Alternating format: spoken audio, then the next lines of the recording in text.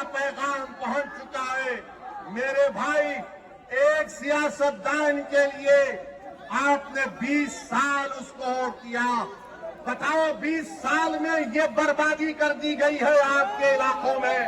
अगर आप इंसाफ चाहते हैं तो मैं नौजवानों से अपील कर रहा हूं कि आप मजलिस इत्तेहादुल मुस्लिमीन को देकर कामयाब और कामरान करिए। और दूसरी बात यह है कि अभी हम सुन रहे हैं, मेरे भाई, ओ भाई सुनो, रुक जाओ थोड़ी देर, आई लव यू।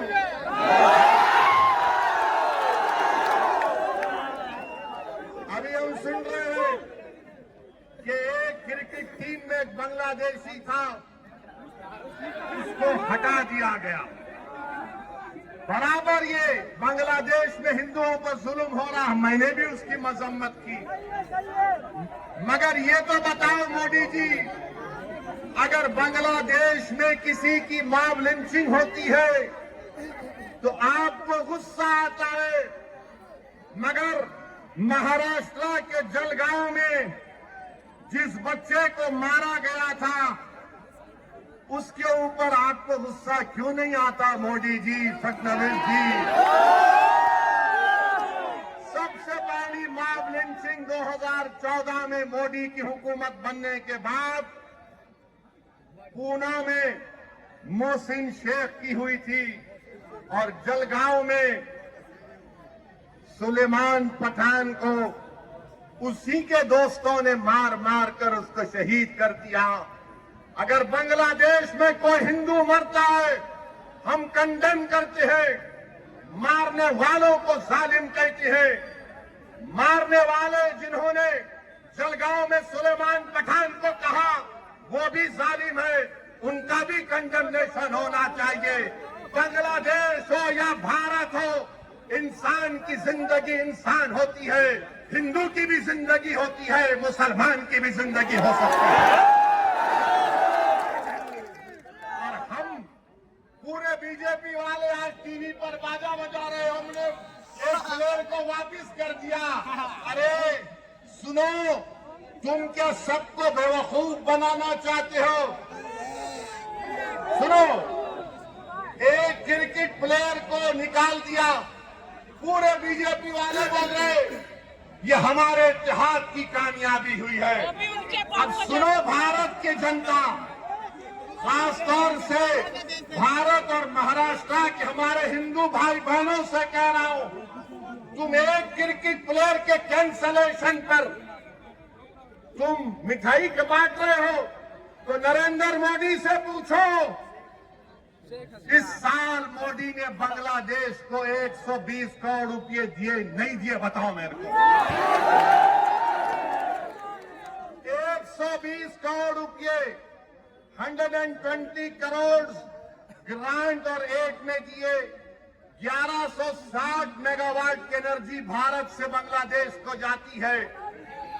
और सुनो हमारे हिंदू भाई बहनों, मोदी ने 10 साल में बांग्लादेश को लेटर ऑफ क्रेडिट कितना दिया?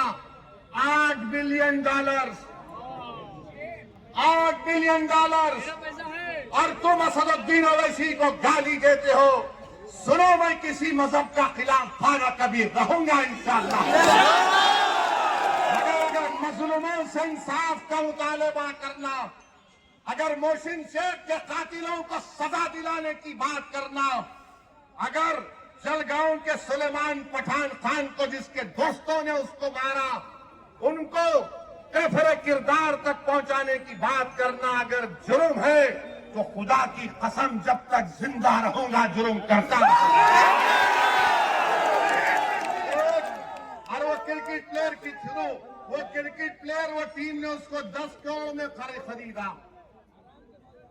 आपने बांग्लादेश को 120 करोड़ रुपए 2025 में दिए एड और ग्रांट में। 1160 मेगावाट पावर बांग्लादेश को भारत से जा रहा है। और 10 साल में मोदी की हुकूमत ने एलओसी दिया $8 बिलियन का, $8 बिलियन का।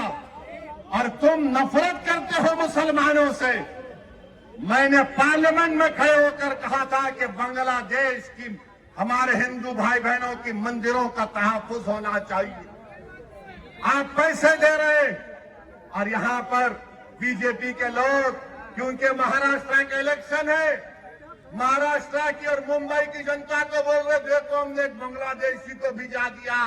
अरे एक तो एक और को भिजाओ ना जो मोदी की बहन बनकर दिल्ली में बैठा। क्या आप चाहते हो मोहतरमा बांग्लादेश जाए? आप चाहते हो बांग्लादेश को दे दिया जाए? लगाओ नारा, नारे तकबीर। मोदी जी सुनो, ये आवाज आ रही है, लेके जाओ, उसको निकालो, उसको पहुंचाओ बांग्लादेश।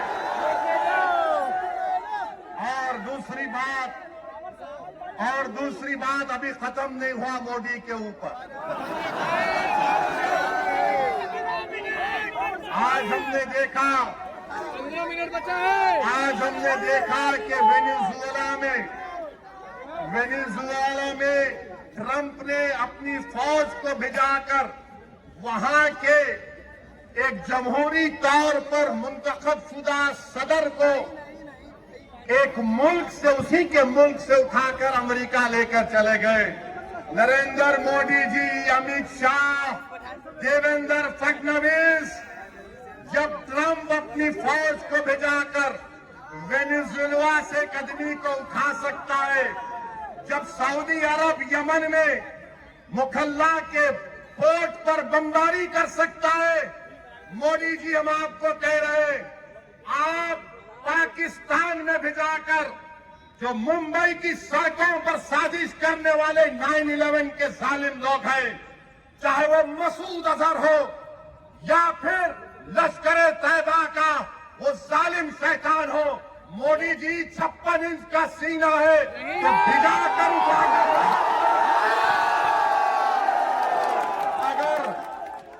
अगर ट्रंप कर सकता है तो क्या आप कम है? जब ट्रंप कर सकता है तो आपको भी करना पड़ेगा, क्योंकि मोदी ने कहा था अब की बार ट्रंप सरकार। तो मेरे भाई,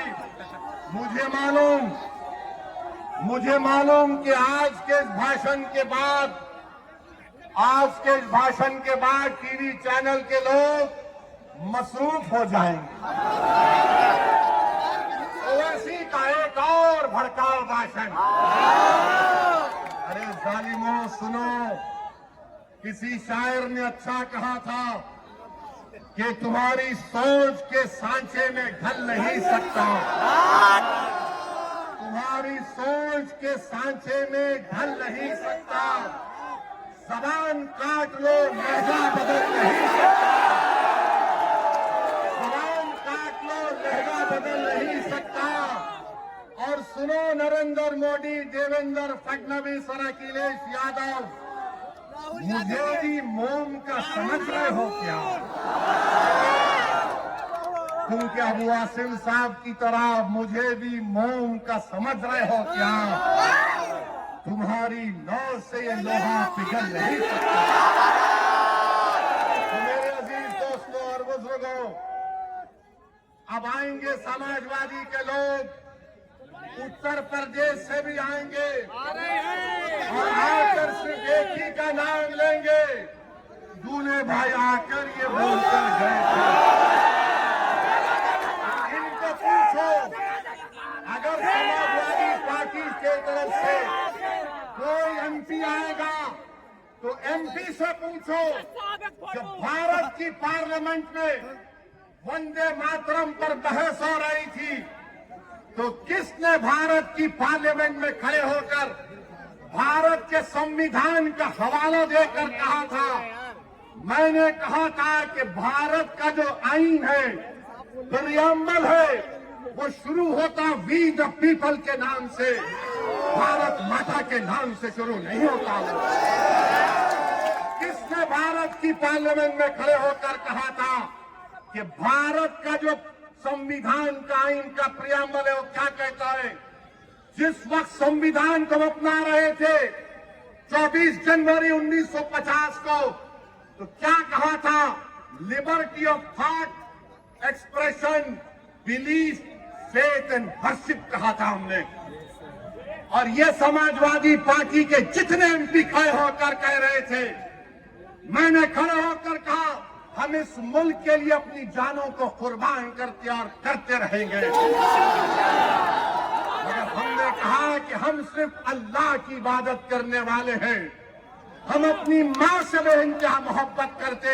मेरी माँ खुदा नहीं है, मेरा खुदा वो है जो जमीन और आसमान का खालिक है। मेरी बात का यकीन मत करो, उठाकर सुन लो यूट्यूब पर जितने समाजवादी पार्टी के एमपी तकरीर किए। मैंने कहा था इय्याका नाबुदु व इय्याका नस्तईन। तुमने क्या कहा था बताओ? भारत का संविधान मुझे इस बात की इजाजत देता है। ये समाजवादी पार्टी ने उत्तर प्रदेश में और महाराष्ट्र में जितना बेड़ा गर्क किया है मुस्लिम अक़लियत का, जितना इसमें बराबर का हाथ कांग्रेस का, शिवसेना का, राष्ट्रवादी कांग्रेस का है, बीजेपी का है, उतना भी हिस्सा समाजवादी पार्टी का भी है। याद रखो आप, ये तमाम नहीं चाहते कि तुम्हारे दिल में जो तकलीफ है तुम्हारी जबान पर आ जाए। ये कभी नहीं चाहते कि तुम्हारे जो ख्वाब है उसको पूरा किया जाए। ये कभी नहीं चाहते कि तुमको साथ लाकर खड़ा किया जाए। ये कभी नहीं चाहते कि तुमको लीडर बनाया जाए। मजलिस का पैगाम ये है कि तुम साथ भी खड़े होगे, तुम आंख में आंख डालकर जमहूरी तरीके से अपनी लड़ाई को लड़ोगे। तो क्या आप मजलिस को देंगे 15 तारीख को? 15 तारीख को बटन के निशान पर बटन दबेगा। तो लगाइए मेरे साथ नारा, नारे तकबीर, नारे तकबीर। अपने अपने सेल फोन की लाइट खोलकर पूरे जितने लोग हैं जो दीवारों पर खड़े हैं, जहां तक मेरी आवाज जा रही है वो बिल्डिंग पर भी खड़े हैं, बता